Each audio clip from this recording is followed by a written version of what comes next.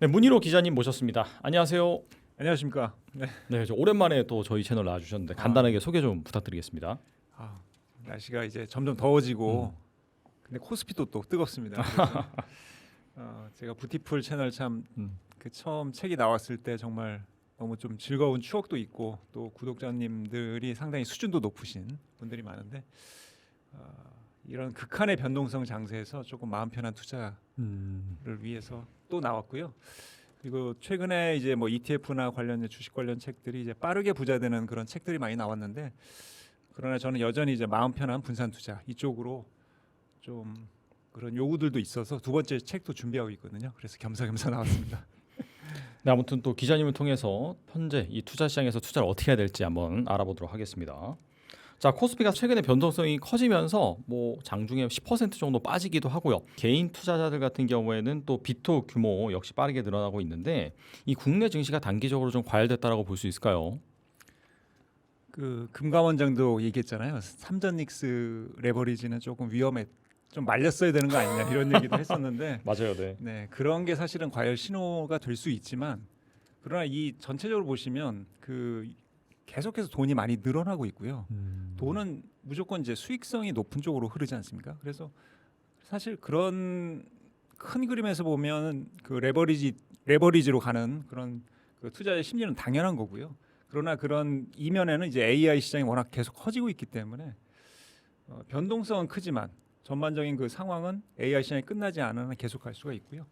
다만 이제 아무리 돈이 많거나 뭐 빅테크들조차도 이제 AI 시장에서 뭔가 투자를 계속 이어가려면 돈이 많이 필요합니다. 그래서 결국 이런 어떤 극한의 고수익을 창출하면서 다른 사람의 돈으로 이렇게 하는 거는 이제 청산될 위기가 있습니다. 그래서 높은 금리로 돈을 빌려서 하는 투자는 점점 아웃되겠죠. 그런 과정에서 계속 거품 신호, 위기 신호가 있겠지만 어쨌든 현금 흐름이 꾸준하고 그런 기업이나 투자자나 마찬가지입니다. 그런 상황에서 이런 어떤 고변동성을 참아내면서 계속해서 장기 투자할 수 있다면 사실 이 시장도 이것도 이런 소음의 하나고 결국 피해갈 수 있는 상황일 것입니다. 또 미국의 인플레이션 우려가 지속이 되면서 올해 이제 금리나 전망이 20%대로 낮아졌는데 또 얼마 전에 BOA가 뭐 올해 3번 올릴 수도 있다 막 이런 말을 하기도 했고요. 빅테크 기업들은 회사채까지 발행하면서 이 천문학적인 AI 인프라 투자에 나서고 있습니다. 만약 이 고금리 기조가 이어져서 이 투자가 줄어들거나 지속되지 못한다라고 한다면은 주가가 폭락할 가능성도 있을까요? 그래서 변동성이 커지고 있죠. AI에 대한 거품이 이제 올 2026년 들어서 계속해서 나오고 있는데 이거는 계속해서 넘어갈 어떤 파도고 리스크이기도 합니다. 거시경제에서 반드시 챙겨봐야 할 지표가 있다면 금리죠. 그래서 이 금리 높은 금리로 낮은 수익성에 투자하는 것은 망하는 지름길입니다. 모든 기업들이 그걸 보여주고 있는데 아직까지 미국 빅테크들은 이런 높은 금리로 높은 수익성이 기대되는 AI에 투자하고 있죠. 그래서 지금까지 이론적으로는 이제 견딜만한데 최근에 이제 빅테크 중에서는 아마존이 그 잉여의 현금 흐름이라고 하죠. FCF가 이제 마이너스로 돌아서는 모습을 보이고 있거든요. 그래서 이렇게 돈이 많은 빅테크들도 더 이상은 높은 금리로 수익성을 기대하는 AI 투자가 사실상 계속 의심을 받으면서 커지고 있습니다. 저는 이제 뭐 기사를 준비할 때는 이렇게 투자 관련 데이터를 정리할 때 이제 클로드를 많이 쓰는데 사실 이 클로드가 어떻게 보면 이제 그 미국에서 돈을 수금하는 방식이잖아요. 근데 클로드가 한 2시간 정도 거의 이제 정지 계속해서 그 제가 건넨 질문에 대해서 답을 못 내고 계속 2시간 동안 빙빙 돌더라고요. 그런 경우도 질문에, 있어요. 예, 그런 네. 경우가 있었습니다. 최근 한 이틀 전이었던 것 같습니다. 근데 진짜 업무가 마비되고 차라리 얘가 나한테 수금을 하면 돈을 더 내면 지금 바로 해주겠다 하면 돈을 낼 것 같더라고요. 이사님도 어떤 마음이신지 아시겠죠. 이렇게 이런 걸 컨텐츠를 준비할 때 빨리 돼야 되잖아요. 그래서 뭐 일정도 많으실 텐데 어쨌든 그걸 보고 이 AI 시장은 이제 시작이구나. 우리가 서서히 좀 특히 이 투자 환경이나 어떤 재테크 관련해서 준비하시는 분들 같은 경우는 그 챗GPT, 클로드, 제미나이 이런 월 구독형 그런 AI 서비스를 계속해서 쓸 수밖에 없습니다. 그렇다면 지금 이런 것들이 계속 돌아가기 위해서 한국의 반도체를 사는 거겠잖아요. 그죠? 그래서 미국은 지금 투자 단계고 우리나라는 이제 신나게 반도체를 파는 단계인데 결국에는 이제 사이클이 이제 크게 한번 돌아가서 만약에 클로드의 요금을 늘리거나 뭐 유튜브가 갑자기 프리미엄 가격 올리거나 모든 것들이 이게 다 어떤 선순환 과정에 있기 때문에 어쨌든 AI 서비스에서 우리가 모든 사람이 벗어날 수 있다면야 AI 시장이 끝나고 뭐 거품이다 이렇게 하겠지만 어쨌든 여기는 돈이 드는 시장이기 때문에 계속해서 돈을 댈 거고요. 지금 FCF가 마이너스 돌아선다 하더라도 결국 이들은 투자를 멈추지 않을 거라고 지금까지는 다들 그렇게 얘기하고 있죠. 그래서 조금은 거품을 섣부르지 않나. 또 AI 주도권을 잡기 위한 자금 조달이 지속되는 가운데 데이터 센터 건설에만 3조 달러가 들 것이라는 전망이 있습니다. 기업끼리 주고받는 순환출자에도 부실 우려가 커지는 상황인데 이러다가 뭐 한 기업이 무너지게 된다라고 한다면은 다른 기업들도 이제 줄줄이 무너지는 연쇄 뭐 도산 사건 이런 것도 나올 수 있을까요? 그렇습니다. 네, 그리고 단기적으로 나올 것 같습니다. 단기적으로. 예, 예. 네. 단기적으로 그런 기업이 나올 텐데 가장 유력한 후보는 그 어떤 본인들의 어떤 핵심 컨텐츠나 인프라가 없이 인프라를 미리 확보해서 이를 임대해주는 네오클라우드 업체 같은 경우 되겠죠. 크루소 같은 데. 네네. 그런 데들은 거의 다 적자거든요.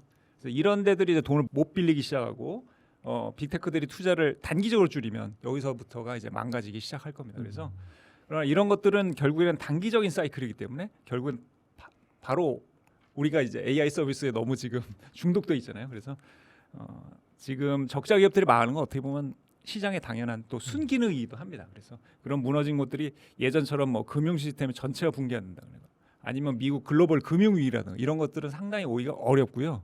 미국이나 한국이나 공통적으로 굉장히 이 금융 시스템에 대해서 어떤 큰 기업들이 망하지 않는 그런 모든 제도의 준비를 해놨거든요. 그래서 그런 것들을 특히 은행권에 대해서 그래서 은행이 부실할 가능성이 낮기 때문에 그리고 은행들이 이제 AI 서비스에 대해서 높은 금리로 대출을 해주고 그거를 빨리 수급하는 구조를 갖고 있기 때문에 사실은 망가지기는 어려운 구조지만 이런 작은 사이클, 작은 고리들이 살짝 끊어졌다가 네. 다시 메꿔지고 이런 관계들은 계속 될 겁니다. 왜냐하면 지금 한국이나 미국이나 계속 돈을 찍어내고 있고 M2는 계속 늘고 있으니까요. 네. 이번에 ETF 투자에 대해서 알아보겠는데요. 미국 증시는 AI 발전과 버블론이 공존하면서 주가 상승을 지금 이어가고 있습니다. 작가님께서는 그럼에도 이 미국 주식의 비중을 높여야 된다고 말씀하신 이유가 있을까요? 미국은 AI의 투자 단계죠. 그래서 지금 열심히 투자를 하고 반도체를 우리 삼전닉스의 반도체를 메모리를 사서 계속해서 돌려야 되는 상황입니다.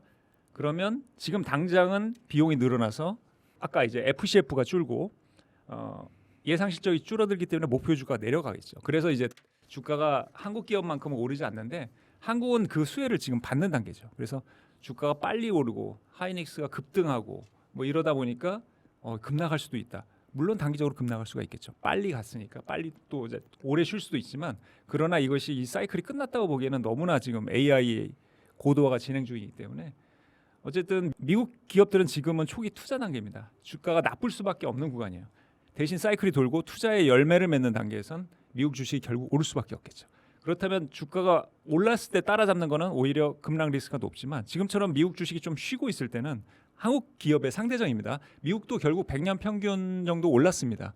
그러나 어쨌든 한국이 너무 많이 오르니까 지금 포모가 오는 거잖아요. 그래서 그런 포모 어느 정도 이제 한국 기업 비중을 담고 미국은 코어 자산을 갖고 있는 거죠. 특히 이제 지수 ETF 같은 걸로 미리 갖고 있으면 뭐 코덱스 200이나 어떤 뭐 라이즈 200이나 그런 코스피 200을 담을 수가 있죠. 왜냐하면 미국이 조금 안정적이고 덜 올랐으니까 지금은 이제 미국을 매수하는 단계고 한국은 조금 그 수익률을 좀 즐기는 단계가 되겠죠. 방금 미국 말씀해 주셨는데 S&P 500 상장 지수 펀드인 VOO가 ETF 최초 운용 자산 1조 달러를 돌파했다는 소식입니다. 많은 투자자분들이 장기 투자 필수 ETF지만은 주당 가격이 이제 100만 원을 넘어서면서 부담이 큰 상황인데 그렇다면 주당 가격이 좀 저렴하면서 수수료가 낮은 대체 ETF가 있을까요? 만약에 이제 똑같은 상품인데 하나는 112만 원짜리고 하나는 13만 원이라면 어떤 걸 사시겠습니까? 그러면 13만 원짜리가 아무래도 본능적으로 좀 손이 가겠죠. 네. 그래서 이 스파이 S&P 500을 추종하는 뭐 VO도 같은 상품입니다. 어쨌든 스파이와 스파이 M을 비교한 겁니다. 그래서 스파이는 지금 112만 원이지만 스파이 M 저렴이 버전이죠. 스파이 M은 지금 13만 원 수준이니까 그리고 게다가 이제 우리가 이제 보수율 그러니까 그 운용사가 떼는 수수료, 인건비 이런 것들이 스파이는 0.095%. 아, 네. 사실상 0.1이네요. 네. 네. 0.1%인데 스파이 M은 0.02%. 음. 물론 이제 아주 극도로 낮은 수수료이기 때문에 그래도 5배가 나름 납니다. 그래서 똑같은 상품이고 심지어 더 싸고요. 주가도 비용률도 낮으니까 우리 ETF 초보 투자자들이나 아니면 주식시장에 이제 좀 입문하시는 분들은 스파이 M을 시작하시면 되겠죠. 뭐 주식으로 따지면 액면 분할 버전이라고 생각하시면 되니까 제 책 ETF 투자의 모든 게 나왔을 때 스파이 M이 $80였는데 지금 또 $86 수준이니까 그 사이에 또 올랐네요. 그러니까 차근차근 우상향하는 구조니까 미국은.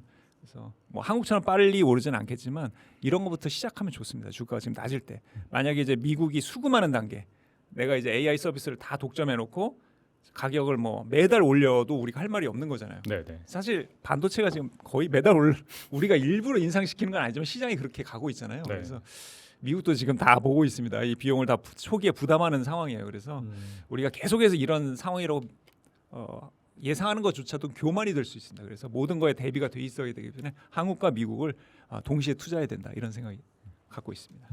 그리고 사회초년생이 매달 한 50만 원씩 방금 말씀하신 SPYM ETF를 30년 동안 사모은다면은 노후 준비가 충분할까요? 충분하죠. 조건값은 연 10% 복리로 이제 30년 동안 오른다고 생각하시고 배당 수익률이 한 0.8% 정도. 배당 성장률은 그냥 배당이 이제 성장은 거의 안 하니까 물가 상승을 한 5%씩만 오른다고 가정해 보겠습니다. 그래서 배당을 재투자하고요. 그러면 30년 후 총 자산이 11억 3천만 원. 이 정도 괜찮죠. 거의 무위험 자산이니까 월가에서는 그렇게 얘기합니다. 총 납입 원금이 1억 8천만 원인데 30년 후에 11억이 됩니다. 물론 인플레이션이 어마어마하기 때문에 11억 3천도 요즘과 같은 돈의 가치가 아닐 수는 있지만 네. 그래도 이제 평균값은 충분히 할 수가 있겠죠. 30년 차 연간 배당 수익률은 복리 성장 후 약 3.5%니까 월 배당이 한 330만 원 정도 나올 겁니다. 물론 이것도 이제 월 현금으로조차도 인플레이션 때문에 녹아내리긴 하지만 그래도 우리가 이런 기본적인 투자는 해놔야지 우리가 뭐 국민연금이다 뭐 나중에 기본적인 사회보장금을 받으면서 이 자산으로 좀 인간다운 삶을 살 수가 있겠죠. 네. 그리고 최근 증시는 상승세를 보이고 있지만은 시장을 들여다보면 엔비디아 또는 반도체 종목들이 글로벌 자금 흐름을 좌지우지하고 있습니다. 성과가 좋고 모멘텀이 강한 종목 위주로 담고 있는 ETF가 있을까요? 있습니다. 우리가 일단은 데이터 센터를 좀 알아야 되는데요. 그 GPU, 엔비디아가 만드는 GPU가 데이터 센터의 심장이라면 D램은 그 심장을 둘러싼 혈관 같은 겁니다. 그래서 이게 층층이 쌓아 올릴 만큼 대량으로 들어가는데 이런 이제 D램을 세 회사가 과점하고 있습니다. 네, 그래서 이 D램의 시장의 90%를 점유하는 세 곳이 삼전닉스와 마이크론입니다. 한국에 두 곳이나 있죠. 그래서 이런 이 세 개의 과점하는 회사의 수익률이 지금 가장 뜨겁고요, 가장 높은데 2026년 4월, 올해 4월에 상장된 라운드 1 메모리 이게 이러니까 좀 어려운데요. 티커명이 D램입니다. 아주 영리한 예, DRAM. 그래서 DRAM을 치면 이제 이 ETF가 나오겠죠. 네. 이게 세계 최초의 메모리 반도체 순수 테마형 ETF입니다. 테마라는 건 어떤 주제나 이제 업종이 되겠죠. 매출의 50% 이상이 메모리에서 나오는 기업만 담는 아주 엄격한 선정 기준을 적용했고요. 상위 수 종목이 이제 마이크론이 한 24%, 삼성전자가 24%, 하이닉스가 23%. 그래서 세 종목이 전체 70%를 차지하는 구조입니다. 아주 뭐 D램 주가 당연히 많이 올랐겠죠. 그래서 상장 후 10거래일 만에 10억 달러 AUM 순자산이 그리고 25거래일 만에 50억 달러를 돌파하면서 아주 폭발적인 인기를 끌고 있는데 이게 해외 상장 ETF라서 절세 계좌에는 담기지 않는다는 것을 좀 유의하시고 이 D램 ETF는 한번 해외 상장 직구 하시기에 좀 좋은 ETF가 아닌가. 물론 이제 공격적 투자자의 하나는 것입니다. 네. 그리고 또 뭐 이렇게 해외 상장만 얘기하면 또 이제 절세 계좌에 담을 거 어디냐 바로 이제 질문 들어오니까 그 코덱스 AI 반도체 탑2 플러스 ETF 번호가 있는데 이제 395160 이렇게 검색하시면 돼요. 제목이 기니까 번호로 이제 검색하시면 좋아요. 그래서 삼성전자와 하이닉스를 중심으로 반도체 밸류체인에 투자하는 상품입니다. 2021년 7월에 나와서 생각보다는 좀 오래됐습니다. 이게 가장 오래된 국내 메모리 중심의 반도체 ETF입니다. 그리고 뭐 코덱스만 얘기하면 안 되니까 타이거 FM 반도체 탑 10. 이거는 티컴이 좀 유명해요. 이게 이게 더 시가총액이 더 큽니다. 사람들이 많이 알고 있습니다. 396500. 그래서 삼성전자와 하이닉스 비중이 합산 50% 이상이고 추가로 우리가 소부장이라고 하죠. 국내 반도체 장비 소재 기업까지 담고 있습니다. 그래서 메모리 반도체 3대장에 집중하려면 D램, 해외 상장 D램 조금 더 분산된 한국 전체 반도체 기업에 투자하면서 절세 계좌까지 활용하려면 이제 방금 말씀드린 두 개가 되겠습니다. 네. 그렇다면 S&P 500 ETF와 비교해서 성과는 어떤가요? 뭐 당연히 성과가 훨씬 좋죠. 스파이와 비교하면 이제 스파이는 올해 이제 8%밖에 안 올랐습니다. 근데 이게 스파이가 S&P 500 추종이잖아요. 그러니까 네. S&P 500이 100년 평균에서 8에서 10% 정도 올랐거든요. 그러니까 결국에는 그래서 무이한 자산이라고 부르는 것 같아요. 이렇게 부진했지만 그래도 8%는 올랐으니까 D램은요 150% 올랐습니다. 이거 얼마 되지도 않았는데 와. 코덱스 AI 반도체 탑2 플러스는 200% 올랐습니다. 야. 그리고 타이거 이게 수익률을 얘기하니까 저도 기분이 좋아지는데 제가 갖고 있는 건 아니지만 타이거 FM 반도체 탑10은 135%. 그래서 200%, 150%, 135%, 스파이는 8% 비교 대상이 아니죠. 결국에는 이 순서가 이렇게 수익률 순서가 된 거는 결국에는 SK 하이닉스 집중도입니다. SK 하이닉스를 누가 더 많이 남았느냐. 이제는 조금 이제 그 마이크론 실적이 나왔으니까 마이크론 비중도 이제 좀 좌지우지하겠네요. 그다음에 두 번째 요거는 좀 의외로 모르시는 분인데 우리가 지금 강달러죠. 이거 원화 환산 국내 상장 ETF는 원화 환산 되는 구조잖아요. 그래서 환율 환차익이 들어갔습니다. 200%에는. 그리고 마지막으로 이제 장비 소재주로 분산되어 있는데 하이닉스보다 더 오른 소재주도 있습니다. 이 ETF는 국내 상장 ETF는. 그래서 이제 수익률이 200%라는 압도적인 200%면 3배 오른 거죠. 그래서 이런 압도적인 수익률의 차이는 이런 이유가 있다. 이런 걸 알아두시면 되겠습니다. 그리고 젊은 세대분은 S&P 500 ETF보다 좀 더 공격적인 이 투자를 선호할 수 있을 것 같은데 월 100만 원씩 투자를 한다라고 한다면은 뭐 추천할 만한 성장 ETF가 있을까요? 제가 이 부티풀 채널 오랜만에 나온다고 해서 준비해 왔습니다. 그 S&P 500은 조금 한 자릿수밖에 안 올랐다고 지금 말씀드렸잖아요. 네. 근데 두 자릿수 오르면서 아주 공격적인 그런 성향도 좋아하실 만한 ETF를 가져왔습니다. 제가 이렇게 얘기하면 무슨 또 레버리지 아니면 뭐 커버드 콜 아니냐 그러겠지만 아니고요. 모멘텀이라는 그런 어떤 좀 약간 좀 더 진화된 그런 ETF가 있습니다. SPMO SP로 시작하니까 이제 S&P 500을 떠올리시면 되고 MO 요거는 모멘텀이라고 생각하시면 됩니다. 그래서 이거는 자산운용사 인베스코라고 독립자산운용사인데요. 상당히 실력 있는 데고 이제 자산 규모로 세계 톱 10 안에 드는 아주 유명한 운용사입니다. S&P 500의 그런 500개 종목이잖아요. 그 중에서 1년 기준으로 가장 많이 오른 종목 중에서 변동성이 좀 낮은 그래서 높은 수익률에 낮은 변동성을 점수화해서 100종목을 뽑아서 그게 넣었습니다. 그래서 이런 결국 이 ETF 철학은 최근에 많이 오른 종목이 더 오른다. 대신 6개월마다 선수 교체해요. 보통 이제 축구도 뭐 승강제하면 연간 기준이지만 이 SPMO는 반기 단위. 그러니까 6개월마다 선수를 교체해서. 그래서 SPMO에서요 테슬라랑 아마존이 빠졌습니다. 당연히 마이크론 비중이 높겠죠. 네. 그래서 스파이 대비 3배 이상 수익률을 기록했고요. 브로드컴, 엔비디아, 메타, JP 모건, 팔란티어 같이 업종에 상관없이 잘 나간 애들 위주로 담았습니다. 그리고 6개월마다 아까 말씀드린 대로 모멘텀이 좀 떨어지는 애들은 퇴출시키고 잘하는 애들은 바로바로 불러올려서 수익률을 극대화하는 그런 ETF입니다.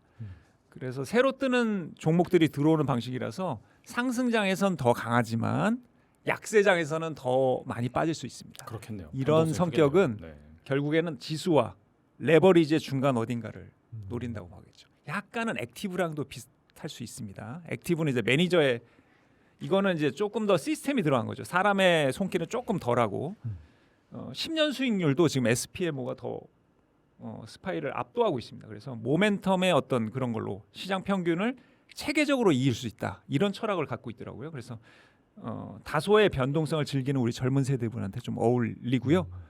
그리고 상당히 레버리지에 비해서 훨씬 안전합니다. 이 수익률을 보면 뭐 하이닉스가 300% 올랐는데 이거 뭐 좀 별로 아니냐 그러지만 이건 변동성이 낮기 때문에 그래도 좀 오래 투자할 수 있는 장점이 있습니다. 그리고 아까 월 100만 원씩 투자한다고 하셨잖아요. 네. SPMO보다 좀 더 위험하고 공격적인 게 있습니다.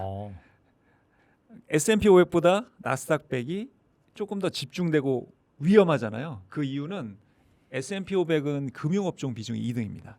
나스닥에는 금융사들이 없습니다. 거의 다 IT 위주예요. 그래서 당연히 나스닥 100이 결국 미국 시장은 올랐잖아요. 그 오른 것의 주체들은 IT 기업들이고 AI 관련 주들이니까 금융을 빼는 게 수익률 측면에서 낫죠. 그러나 변동성을 낮추고 배당은 확실히 금융 투자은행들이 미국 투자은행들이니까 그래서 이제 그런 어떤 철학 내가 주가 상승을 본다면 S&P 500보다는 나스닥 100이 되겠잖아요. 그래서 나스닥 100을 추종하는 그런 공격적인 모멘텀 ETF가 또 있더라고요. 그래서 QQQA 가장 직접적인 답이 되겠네요. 그래서 나스닥 100 안에서 이 운용사가 프로쉐어즈라는 데인데 여기가 사실은 레버리지 잘 만드는 운용사입니다. 그러면 너무 위험한 거 아니냐 그러는데 그래서 참 미국은 좀 합리적인 것 같아요. 그래서 외주 업체한테 맡겼습니다. 도시라이트라는 외주 업체. 이거 지금 제가 한글이 아니고요. 도시라이트라는 어떤 그 원어입니다. 이게 상대 강도가 도시라이트의 어떤 알고리즘을 썼어요. 결국에는 약간 주가 상승률이 높은 애들, 100종목 중에 높은 애들 또 뽑으니까 좀 더 공격적이고 위험한 애들이 들어오긴 합니다. 그래서 SPMO가 S&P 500에서 모멘텀 상위 100종목을 추리는 것처럼 QQQA는 나스닥 100에서 상위 종목을 뽑는데 21곳밖에 안 됩니다. 그래서 수익률도 여기는 훨씬 더 높죠. 근데 좀 다른 점이 있습니다. SPMO는 시가총액 가중 방식입니다. 그러니까 코스피를 만드는 거와 기본 원리는 똑같아요.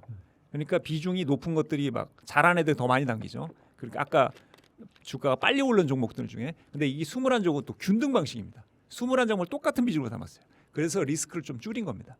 그러다 보니까 중소형주 비중이 상대적으로 높다. 그래서 위험하긴 하지만 그래도 똑같은 비중으로 남아서 분산에는 좀 충실했다. 그래서 분산과 리스크와 이걸 아주 복합적으로 한 참 재밌는 상품이라는 생각이 듭니다. QQA 국내에서 많이 안 알려졌는데 젊은 분들한테는 이런 게 좀 맞을 것 같아요. 그 이해를 하실 것 같아요. 너무 지금 코스피는 삼전닉스 비중이 너무 높잖아요. 이거는 그런 위험한 애들을 똑같은 방식으로 담았어요. 민주적으로 같은 비중으로 담은 겁니다. 그래서 어쨌든 하여튼 재밌는 것들을 좀 이렇게 가져와 봤습니다. 그 나스닥 100 지수 편입 방식이 변경됐는데 변동성이 더욱 커지는 위험 요소가 또 될 수 있을까요? 예, 그런 식으로 유도하고 있습니다. 우리가 마치 레버리지를 도입한 것처럼 나스닥 100도 조금 더 위험한 방식. 결론적으로는 스페이스X를 빨리 끌어들이기 위한 어떤 제도 편입 아니란가 생각이 들고요. 네, 2026년 5월 1일 시행했고 6월 22일 첫 적용이 됩니다. 그래서 패스트트랙이라고 우리가 어디 놀이동산 가면 빨리빨리 들어가잖아요. 이건 패스트 엔트리 제도. 그래서 7거래일 후에 평가해서 15거래일 후에 바로 편입. 그러니까 한 달 안에 들어오는 거죠. 이거는 원래 미국 이런 S&P 500이나 나스닥에는 없던 제도인데 굉장히 빨라졌습니다. 그래서 원래 이게 매년 12월에 들어올 수가 있었거든요. 그러니까 여름에 상장하면 12월에 들어올 수 있 그런 조건이 따지는 그 시기가 그렇게 되는 건데 스페이스X는 원래라면 12월까지 기다려야 됩니다. 그런데 이 패스트 엔트리 제도가 생기면서 이제 곧 들어옵니다. 아직은 안 들어왔지만 곧 들어오게 되겠죠. 그리고 분기 멤버십 리뷰가 생겼습니다. 그래서 3월, 6월, 9월 분기마다 순위가 125위 밖으로 밀린 종목은 제거하고요. 새 종목을 넣을 수 있도록 그렇게 분기 멤버십.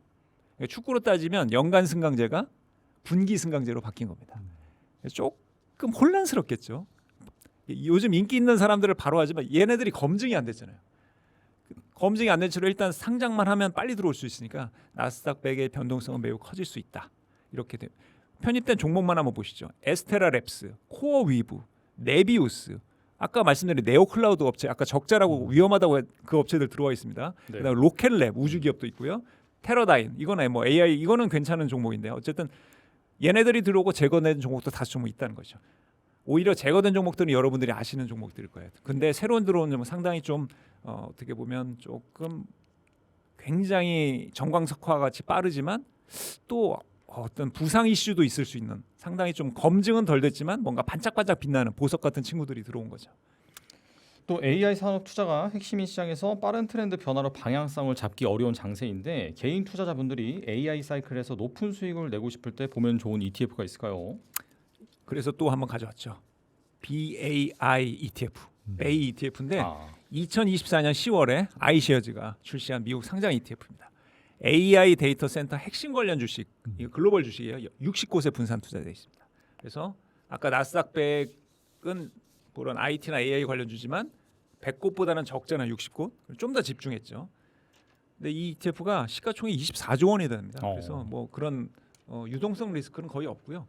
다만 좀 비용이 조금 근데 이런 AI 관련이나 이런 테마형 ETF는 좀 비용률이 보통 0.5% 되거든요. 이거는 0.55%. 그래서 뭐 높지도 낮지도 않은 그런 상황입니다. SK 하이닉스가 이거 미국 상장 ETF인데 비중 1위입니다. 그러니까 월가도 이제 하이닉스의 진가를 아는 거죠. 그래서 그 다음에 마이크론, AMD, 엔비디아, 브로드컴, TSMC 순서입니다.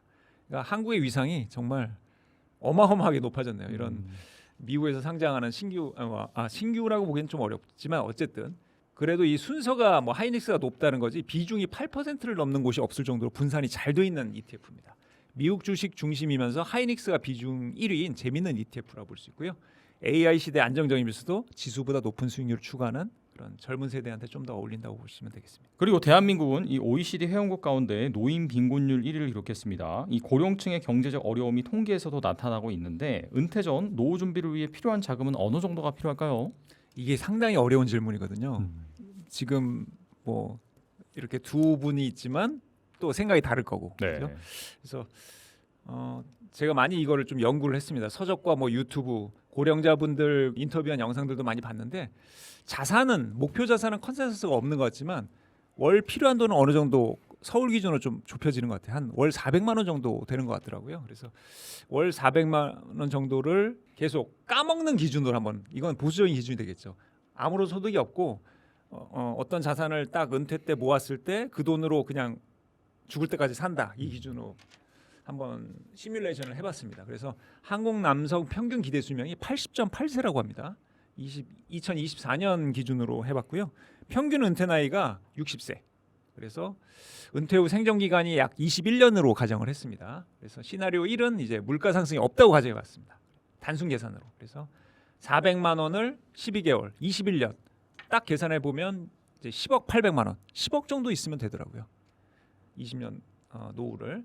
근데 이제 인플레이션이라는 게 있지 않습니까? 우리가 투자하는 이유도 사실 인플레이션 때문에 하는 건데 인플레이션율을 연 3%만 한번 가정해 봤습니다. 그래서 400만 원의 가치가 20년 후에는 실질적으로는 약 220만 원밖에 안 되기 때문에 연 3% 물가 반영 기준으로 하면 14억 5천에서 한 15억 정도. 그러니까 15억 정도 필요하다는 결론이 도달하죠. 이게 좀 현실적인 것 같습니다. 그래서 한 월 400만 원을 서울에 쓰려면 한 15억 정도는 모아놔야 되지 않을까. 그걸 인출하면서 가장 기본적인 투자만 하고 그래도 노후에 이제 15억 정도 지금부터 해서 한 은퇴 때 15억 정도를 모으면 그래도 좀 여유 있는 삶을 하고 만약에 그거보다 초과 수익이 나면 이제 주변에 좀 사회 공헌도 하면서 살 수 있지 않을까 그런 생각을 해봤습니다. 3040 직장인 분들이 이 절세 계좌를 통해서 목돈 1억을 10억까지 불리고 싶을 때 추천해 주실 만한 포트폴리오 전략이 있을까요? 있습니다. 코스피가 10년 평균 한 15% 정도 올랐다고 가정해 보겠습니다. 물론 이제 그 동안에는 엄청 박스피였지만 최근에는 워낙 많이 올랐기 때문에 평균적으로 그리고 SPMO 아까 말씀드린 S&P 500을 좀 더 모멘텀으로 추구하는 그게 한 연평균 20% 정도 나올 수 있습니다. S&P 500이 한 10% 정도 나니까 그리고 추가로 슈드가 잘 아시죠? 그 배당 유명하죠. 네, SCHD 그래서 배당 수익률 포함해서 연 수익률을 8%로 가정했습니다. 이렇게 하면 1억을 목돈이 있어요. 그리고 3,300만 원씩 나눠서 아무것도 안 하고 보통 이제 제 책에는 이제 월 불입해 갖고 뭐 어떻게 복잡한데 그냥 3,300만 원씩 나눠서 지금부터 10년 그냥 가만히 있으면 17년 후에 자산이 10억이. 요거 계산이 상당히 오래 걸렸는데 이렇게 한 번 말씀드린 30초도 안 걸리네요. 각 ETF에 3,300만 원. 그리고 만약에 이제 매월 50만 원씩 적립을 한다고 해보겠습니다. 그러면 새 ETF 합산이 10억이 되는 시점이 11년으로 6년을 줄일 수 있습니다. 그러니까 아까 말씀드린 코스피는 좀 공격형, SPMO는 미국의 어떤 살짝 모멘텀 ETF, 슈드는 배당. 네. 이렇게 해서 한국과 미국의 성장을 가져가면서 배당까지 챙기는 그런 ETF 전략으로 아주 편안하게 10억을 불릴 수 있다. 한번 해봤습니다. 아유, 생각해도 행복하네요, 진짜. 여러 차례 나오셔가지고 작가님께서는 이 포트폴리오는 100% 배당주로 보유하고 계신다라고 말씀하신 영상을 봤습니다. AI와 관련 주식이 폭등하고 있는 시장에서도 이 배당 투자를 이어가고 계신 이유는 무엇일까요? 저도 이쪽 투자 세계에서 이제 제가 처음에는 5년은 증권사에 있었고요. 20년은 이제 재테크 관련 이제 기자 생활을 하다 보니까 네. 이게 정말로 유레카 같은 그런 종목들이 있을 때가 있어요. 오. 지금 말씀하신 건 당연한 저도 그렇게까지 알았고요. AI는 무조건 성장주, 배당은 없다 이렇게 생각했는데 네네. 배당을 꾸준히 늘려가면서 AI 사업도 잘하는 기업들이 아. 있습니다. 이거는 개별 종목 말씀드린 건 좀 리스크가 있기 때문에 하지만 정말 그 부티풀 채널의 구독자분들은 수익이 높아서 바로 아실 수 있을 거예요. 그래서 배당 성장률 기준은 5년 평균에서 10% 이상. 그 기준으로 한번 AI 관련주들을 보면 본인의 입맛에 맞는 종목들을 바로 찾을 수 있어요. 그래서 AI 관련주면서 배당주인. 그래서 마음 편하게 개별 종목도 투자를 해야 되잖아요. 왜냐하면 포모 때문에 어쩔 수가 없습니다. 네네. ETF로 저도 대부분 ETF로 했지만 개별 종목도 투자하거든요. 그래서 물론 이제 개별 종목은 한국 종목은 안 되죠. 기자 같은 경우는 좀 이게 어떤 좀 뭐 내부자라고 평가받는 것도 있으니까 미국 주식인데 어쨌든 마음 편하게 하면서 반도체 포모에서 벗어나는 방식으로 AI 배당주를 찾아보시는 걸 추천드립니다. 또 노후에 필요한 최소 생활비는 이 국민연금을 제외하고 월 한 200만 원 정도라고 하더라고요. 이 정도 현금 흐름 만들려면은 배당과 성장 이 두 마리 토끼를 잡을 수 있는 ETF가 필요할 것 같은데 ETF 시장이 커지면서 그동안 다양한 상품들이 출시가 됐는데 지금 주목하면 좋을 만한 상품이 있을까요? 어쩔 수 없이 또 말씀을 드려야겠네요. 배당 쪽은 커버드 콜이고요. 성장 쪽은 액티브. 아까 모멘텀도 여기에 포함시키면 되겠습니다. 네네. 그래서 사실 프로의 영역에 있었던 것들이 많이 일반 투자자한테 오픈이 되고 있는 것들이 이 두 가지입니다. 커버드 콜과 액티브. 커버드 콜은 이제 매달 배당을 주지만 콜옵션 매도라는 어떤 파생 상품 전략이 들어가기 때문에 원금을 지금 뺏어 주는 거 아니냐 그런 일부 그런 것도 있습니다. 하지만 위험하다는 인식이 있는데 저는 이 코스피 추종 커버드 콜로 월 500만 원씩 분배금을 받는 분이랑 실제 매주 만나서 운동을 하고 있습니다. 네. 그리고 최근에 더 늘려서 이제 월 800만 원까지 나오더라고요. 물론 코스피가 급락하면 그 커버드 콜 나오는 분배금도 줄어듭니다. 그거는 생각을 지금까지는 계속 늘어나니까. 네. 근데 이분은 나이가 많으세요. 거의 60세. 이분은 이걸 하셔야 됩니다. 근데 2030이 여기에 눈독을 들이면 진짜 지금의 나의 빛나는 어떤 자산을 깎아서 지금 나한테 지급하는 거랑 비슷한 거기 때문에 어쨌든 변하지 않는 진리는 커버드 콜은 전문가 영역이고요. 네. 운전으로 따지면 F1 드라이버한테나 요구되는 아주 고퀄러티의 그런 영역입니다. 다른 자산과 합친 전체 포트폴리오 중 일부로만 투자의 의미가 있고요. 그 나이 많으신 분도 일부만 커버드 콜이 돼 있는데 일부가 워낙 돈이 많다 보니까 그 요즘 정말 강남에서 유명하던데 그 코덱스 200 타겟 위클리 커버드 콜인가 그거가 굉장히 인기가 많더라고요. 시총도 어마어마하게 많이 들어가고 그거를 이제 500만 원씩 월급처럼 받으시는 분이 있습니다. 한 2만 주 정도 사면 그렇게 계산이 나오더라고요. 그래서 그러나 이 커버드 콜은 절대 추정하는 지수를 이길 수가 없습니다. 그렇죠. 네. 네. 그러니까 가령 2025년 그 코스피 200 추정하는 커버드 콜이 약 한 50% 수익률을 거뒀지만 그러니까 분배금 포함해서요. 근데 지수는 75% 올랐습니다. 그러니까 지수만 투자하면 이길 수 있는 거를 굳이 어렵게 게임하는 거거든요. 이거는 당장 수명이 어떻게 될지 모르고 여생이 낮은데 월 소득 현금 흐름이 없어요. 이런 분들이 하는 게 맞습니다. 네. 5060년. 근데 이제 포트폴리오 분산이 잘 돼 있고 내가 월 쓸 돈이 많아요. 그럼 젊은 세대도 할 수 있겠지만 금융자산이 매우 많아야겠죠. 그런 의미고요. 커버드 콜에 이제 액티브까지 붙여서 지수 상승을 좀 더 추구하는 ETF들도 많이 나왔습니다. 그래서 단기적으로 지수 수익률을 앞서기도 하지만 장기적으로 봤을 때는 그냥 S&P 500, 나스닥 100, 코스피 200을 이길 수가 없습니다. 그래서 그런 내가 장기 투자하겠다 그러면 이런 걸 투자하시면 지수에 투자하시면 되는 거고요. 제가 뭐 5060 세대고 월 현금이 점점 쪼그라들고 있다. 이럴 때는 이제 커버드 콜 비중을 높이면 되겠죠. 또 환율이 1,500원을 넘어서면서 제피나 제피Q 같은 해외 상장 ETF 투자가 부담스러운 상황입니다. 이런 분들을 위해서 이 배당 수익률이 좋은 국내 상장 월 배당 ETF를 소개해 주신다면요. 참 이런 것 이제 특정 종목이나 ETF를 할 때 좀 조심스러워지는 건데 그래서 저는 그냥 제 절세 계좌에 있는 거를 그냥 말씀을 드리려고 합니다. 이제 타이거 미국 배당 커버드 콜 액티브 요즘 비판을 많이 받습니다. 수익률이 낮다고. 근데 아. 원래는 이게 축구로 따지면 김민재 같은 수비수예요. 상승장에서는 이게 주목받을 수가 없습니다. 주목받으면 좀 뭔가 이상한 거예요. 그렇죠. 근데 네. 주목을 받으려고 액티브를 넣는 겁니다. ETF 이름에 액티브가 붙은 거는 지수를 좀 더 추종한다는 얘기입니다. 이거는 기본적으로 미국에서 배당을 잘 주는 아주 우량주들한테 투자하면서 좀 퀄리티 배당을 추구하는 거거든요. 한국판 디보라고 보시면 됩니다. 미국에 원조가 있습니다. DIVO. 그래서 한국판 디보인데 어쨌든 콜옵션 매도로 매월 현금 흐름을 만드는 구조고요. 이것도 역시 절세 계좌 담으실 때 주가가 조금 하락할 때 담으시면 좋아요. 저는 이제 전일 종가보다 마이너스 때만 담았거든요. 그래서 저는 사실 여기 촬영하면서 오면서 지하철에서 봤습니다. 이건 낮에도 거래할 수 있는 국내 상장 ETF니까 수익률이 생각보다 높더라고요. 오. 제가 떨어졌을 때만 사서 그런 것 같더라고요. 그래서 조금 더 확신을 갖게 된 계기였습니다. 이게 절세 계좌를 매일매일 투자할 수 있는 거 재밌는 거예요. 물론 이제 저는 팔지는 않습니다. 계속 매수만 하는데 어쨌든 현금 흐름이 좀 있으신 분들은 이런 좀 변동성이 낮은 것들을 마음 편하게 쭉 늘려가시면 장기적으로는 결국 레버리지나 그런 어떤 고위험 상품 투자자들을 이길 수가 있습니다. 그러니까 마음 편하게 장기 투자하셨으면 좋겠어요. 네, 문희로 기자님 모시고 또 1시간 동안 여러분들이 궁금해하신 투자에 대해서 알아봤습니다. 정말 다양한 그런 ETF 상품들이 있고요. 뭐 어떤 건 AI, 또 어떤 건 배당주, 어떤 건 커버드콜, 정말 가지각색의 그런 상품들이 있지만은 말씀하신 것처럼 정말 내가 어떤 상황인지, 연령은 또 어떻게 되는지, 소득이 있는지 거기에 따라서 뭘 골라야 되는지 잘 정리해 주셨기 때문에 꼭 다시 한번 보시고 여러분들의 투자를 이어나가셨으면 좋겠습니다. 네, 지금까지 문희로 기자님 좋은 말씀 감사합니다. 감사합니다.